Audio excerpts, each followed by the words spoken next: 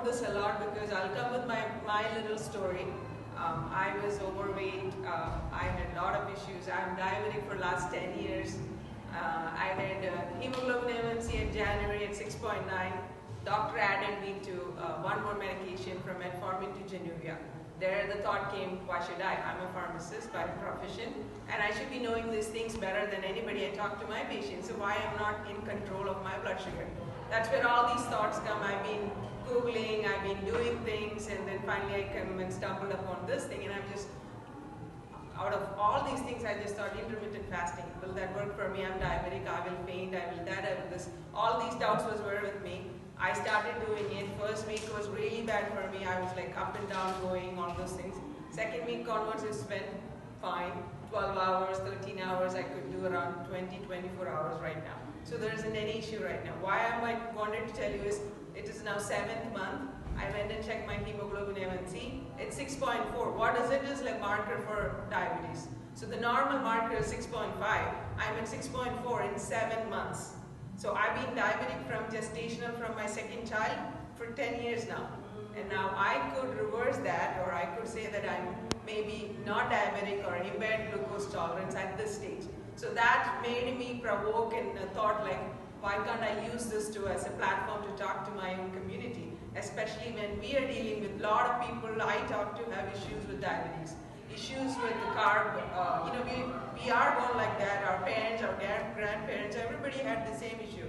But they had a different way of eating. We are adding more to it, like there's a lot of refined sugars in our diet. As the culture moves on to next generation, things are changing. So that's where the concept came for me that, okay, I should start promoting it. I should start helping more people out, and I started coaching people.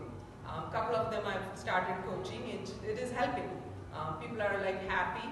Some people stumble upon certain issues. I try to tackle them out. So then I thought, okay, why don't it be an open platform like this? Especially when somebody came and asked, why can't you do it for your own community? So I said, okay, I'll try. So that's where I came out with intermittent fasting for Indians, or if for Indians. So I found it is interesting.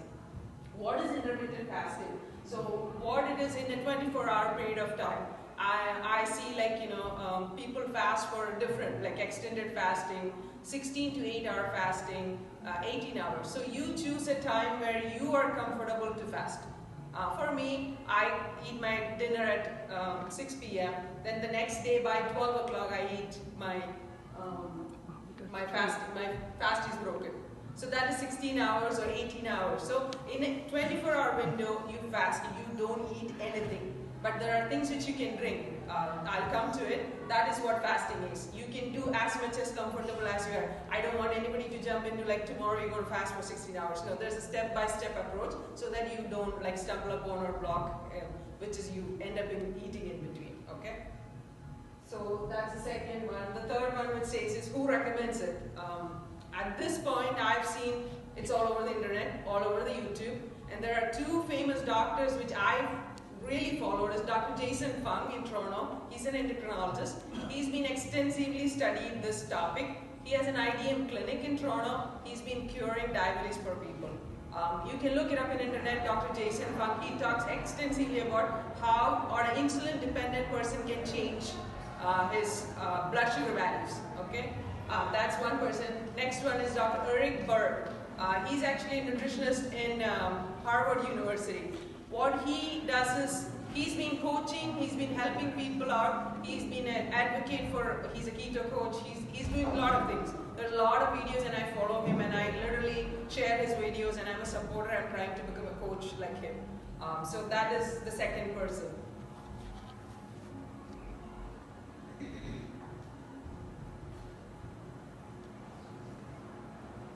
So why intermittent fasting? Why it is, I just wanted to make sure that people understand the concept.